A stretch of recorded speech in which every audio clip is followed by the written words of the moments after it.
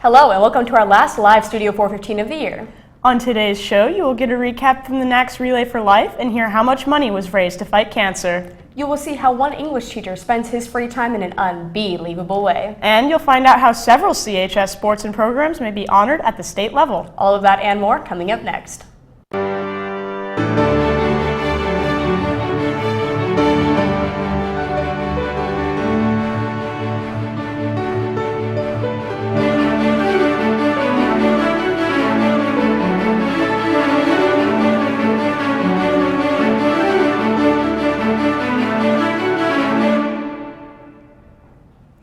Welcome to Studio 415. I'm Megan Holt. And I'm Amelia Cisna. The school-wide lift-up is this Friday, May 24th.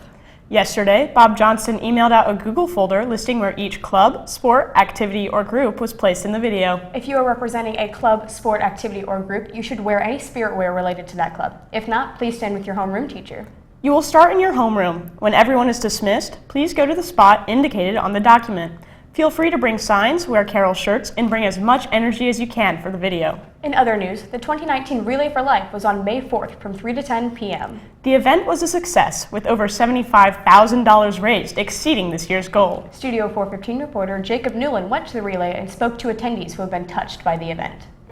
The 2019 Relay for Life was an encouraging day for those in the NACS community who have been affected by cancer. Over 1,000 people attended the superhero-themed relay that featured individuals from the Fort Wayne cosplayers dressed up and ready for pictures. Throughout the event, at least one person from each team would walk the Carroll Middle School track to show that cancer never stops and never takes a break. Games and other activities such as superhero trivia, boxcar races, and a water balloon toss were held throughout the day. Teams from each NACS school and from around the community participated in the relay, with 41 total registered groups. Throughout the relay, teams sold glow sticks, stickers, cookies, and more to raise money towards their respective fundraising goals. All proceeds go to the American Cancer Society to support relays, research, support, and outreach programs. Relay attendees were sure to notice the vibrant and tight-knit community that showed up in full force on the 4th to get behind this noble cause. What Relay for Life does is it brings the entire community together in one location and allows us to celebrate our cancer survivors as well as remember those who we've lost. The relay is a place where many bonds of friendship have been forged, and there are many examples of how this community has become one big family. It's the family that you make here at Relay. It's the connections with the people. To me, that says it all. It's we call them family. It's friends that became family. It's been amazing. This community is big as it is. Having them personally contacting me and just everyone from the community makes it feel so incredibly small. Cancer survivors were also recognized in a special lap around the track, followed by a lap for those who care with people with cancer. These events demonstrate a small portion of the abundant support in the NACS community. Breast cancer survivor Kathy Brothers explains why she got involved in helping others in similar situations to what she experienced fighting cancer. I've always wanted to help people along the way that I've met since then, and so that's why I think it's important to have events like this so that if you do ever receive that diagnosis, you can see that there are a lot of survivors out there as well. The relay is a day of celebration, but it's also a day of remembrance for those who have lost the fight against cancer. Luminarias were sold and placed around the track, each bearing the name of a loved one who fought or is currently fighting cancer, including over 20 luminarias dedicated to Carroll graduate Emily Joveski, who passed away last fall. The luminaria ceremony, although somber, is another element of the relay that is a favorite among those who attend. I think at night when it gets darker, the luminary event where they just light the whole track with some very in honor of and in memory of bags of those that have been impacted by cancer, that is probably my most favorite part just because of the meaning and the solemnness that it stands for. The NACS Relay for Life was planned by a team of volunteers led by Kathy Dugold and Tammy Royer. Royer says a big thank you to all who contributed to make the relay a success. The only thing I can say, and it's not enough, is thank you. It is amazing, amazing what happens. It means a lot. It means a lot to a lot of people, and it doesn't seem like enough, but thank you. Royer says that donations are still being accepted through the end of June and that the 2020 relay is already in the works. For Studio 415, I'm Jacob Newland. It's common knowledge that most people have more to them than what's on the surface, as evidenced by a recurring segment, Student Spotlight. Today, however, we take a look at a teacher who's taught for 12 years to find out what's happening behind the scenes. Studio 415 reporter Drew Wiltberger brings us a story you won't believe. John Dagich is an AP language and composition teacher as well as the resident speech and debate teacher at Carroll. While much of his time may be spent grading papers or helping students improve upon their skills, Dagich decompresses from the stress by making time every now and then to tend to his beehives. Dagich says that he has always been interested in the natural world and that being out in nature brings him joy. So when a fellow teacher began talking to him about beekeeping, Dagich became interested. He says that the initial fascination only grew. He would look up online articles and check out books at the local library to learn everything he could. The first spark has steadily grown into a full-blown hobby. Dagich says that this hobby is important in his life because of a few reasons. Primarily, he states that in addition to his interest in the natural world, beekeeping can be relaxing and can act as a release from the stresses of everyday life. This may seem illogical to some people, but Dagich stresses that the bees are not aggressive most of the time, and only become so when provoked. They're very docile. They only get aggressive or defensive if they have honey to protect in mid-late summer, but if they don't, if they've swarmed or something like that, they're actually very, very gentle, and they won't mess with you if you don't mess with them. Additionally, Dagich says that beekeeping is an intricate process. There is so much that goes into managing the bees and making sure that they are healthy and happy. This in turn allows Dagich an avenue to continually learn about the subject matter. There's something really cool and unique about it because it's one of those things that no matter how much you know about beekeeping, you'll never get it all. Like there's so much to it, so complex. It's a very, very complex world, and so I love that part about it. I love learning about it and learning more about their world. A typical day for Dagich actually looks like many of our own, as he says he can't tend to the hives every day. The danger of harming the bees is ever present, so it's oftentimes best to leave the bees to their own devices. Dagich checks on the hives every few weeks, simply enough to make sure the bees are healthy and doing well. Dagich also pays special attention to the hive's queens every time he visits, as the entire structure of each hive is built around the protection of the queen. To make the bees more amiable and easier to work with, a smoker is used. This mimics natural wildfires that calm the bees down while simultaneously blocking any other scents from aggravating the bees. While Dagich does earn some profit from his hives, it's not a significant amount. To make much money with beekeeping, one would need around 200 hives, while Dagich as a hobbyist currently has 6. Typically with any excess honey, he will save it for himself and his family, then decide on how much he's going to sell afterward. The main concern, however, is always the bees, and Dagich takes this role as their keeper seriously. For me, I care about the bees, I really do. I've got to take care of the bees. I know if I take care of the bees will take care of the environment, take care of me, and so as a beekeeper, I only take the excess honey that they've made for winter stores, and if they haven't made enough, I don't take it. Dagich says that balancing his career as a teacher, his personal life, and his hives can be a lot at times, but it's nothing he can't handle. Dagich's personal philosophies help him juggle all this. He says that remaining present and mindful is the best way to do so. I'm a big believer that, whether I'm teaching, whether I have the bees or have been a coach, and I am coaching at Huntertown a couple of teams, and I've got a lot of things going on, but like in the moment, like I'm all there, I'm fully present. Dagich will continue to farm his bees for the foreseeable future. If you happen to have any questions, fly by room 245. For Studio 415, I'm Drew Wiltberger. Studio 415 has featured several students that have demonstrated amazing talents this school year. Now, this year, select students and groups are given the honor of being recognized by more than just the school. Today we have Studio 415 reporter Jaden Brown talking more about how the representatives from the state of Indiana want to recognize these students. I sat down with District Representative David Abbott to discuss how he's viewed the student achievements this school year. A resolution is a form of recognition that gets presented by a representative or senator during a legislative session to promote the outstanding achievements of students from a legislator's respective district.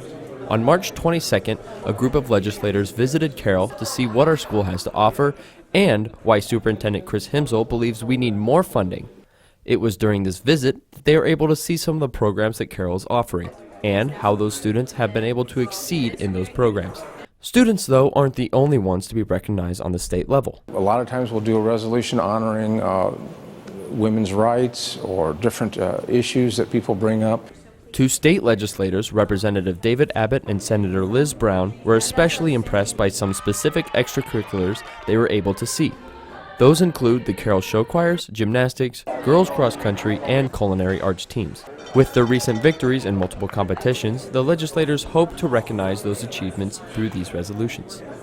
The gymnastics team received the 2019 IHSAA Huntington Regional Championship. The show choir attended the famed Show Choir National Championship in New York City during March, where Minstrel Magic earned grand champions. The girls cross country team won the 2018 IHSAA State Championship title, with girls competing well in individual events.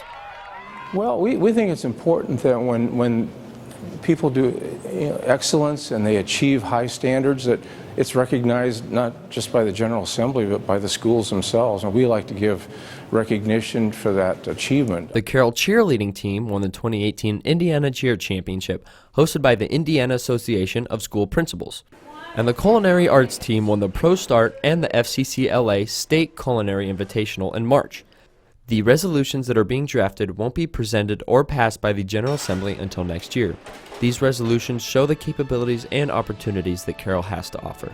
Not every great achievement can be recognized on a state level, but the legislators hope the resolutions that are passed do mean a lot for the students involved. For Studio 415, I'm Jaden Brown. As the school year slows into the summer, many fine arts programs around Carroll are preparing for Fine Arts Night, which is tonight at CHS. One group is coming off a record-breaking season. Studio 415 reporter Brandon Hedges gives us insight on the show choir's final performance and reflects upon their season.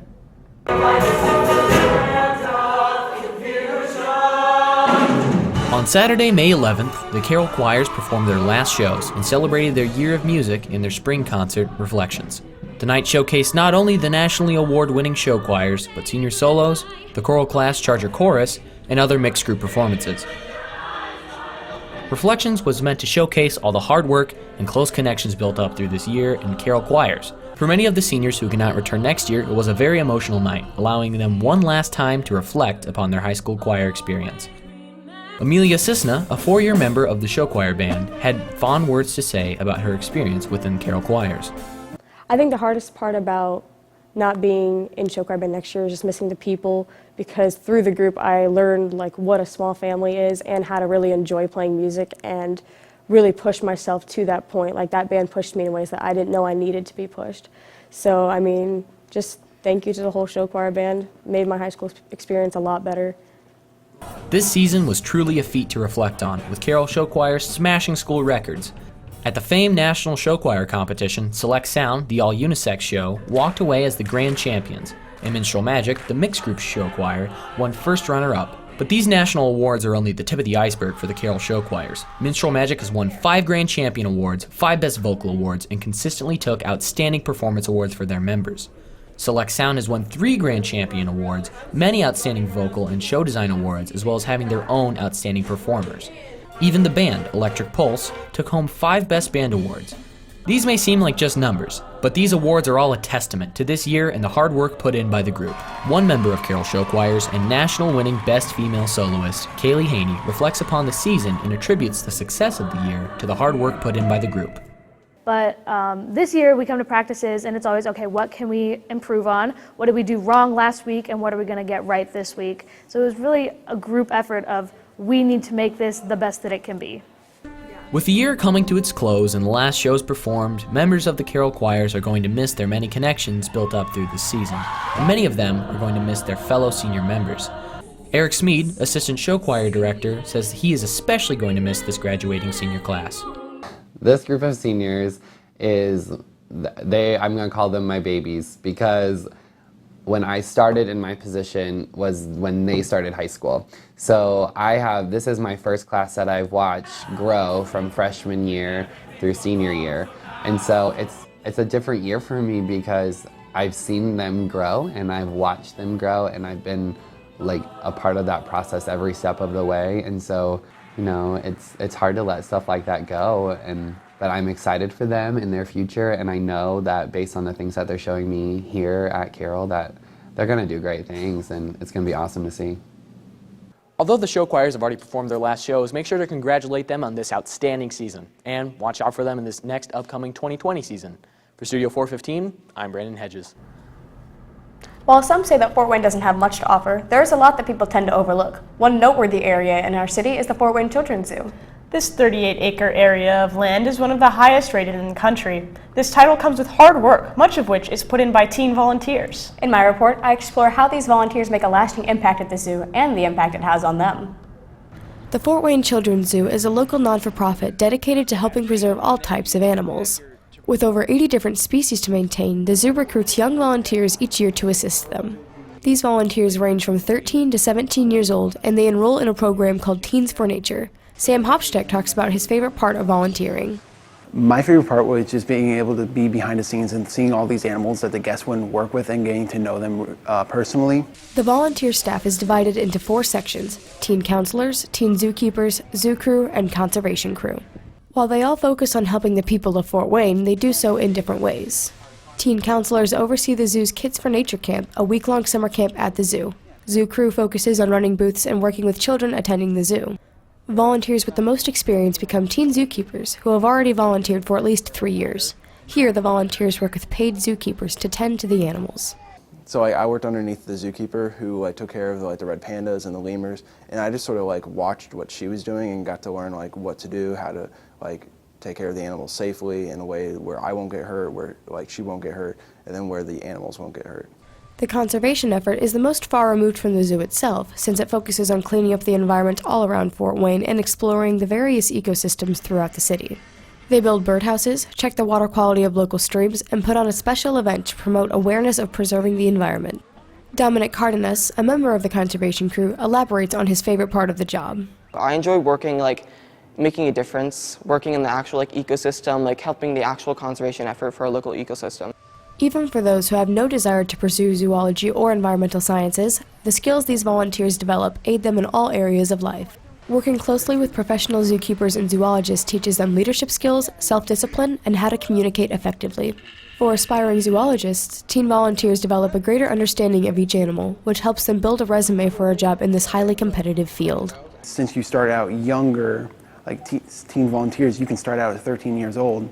You get more hands-on experience at a younger age, so once you're ready to enter the workforce, after you've gone through high school, college, you already have more experience than some of your competitors who are trying to get that same job. The application deadline for becoming a zoo volunteer for this summer has passed. However, they're always looking for more talented, dedicated, and hardworking students to join their team. You can apply for next year at kidszoo.org starting January 1st. For Studio 415, I'm Amelia Sisnub. That's all we have for today. Thanks for watching. This is our last show of the year, so on behalf of the entire Radio and TV2 program, thank you for watching our show this year and for giving us the privilege of being a part of your lives. Before we sign off for the last time, here's a farewell video which shows all of the seniors in this program. For all of us here at Studio 415, have a great summer, Carroll.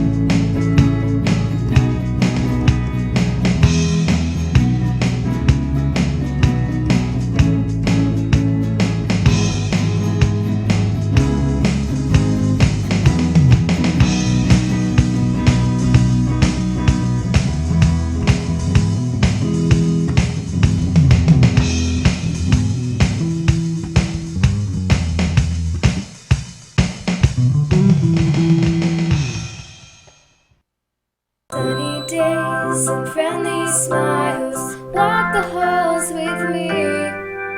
Studio 415. Watch the news unfold. Never a dull moment. Students today create our future. Come and join the fun.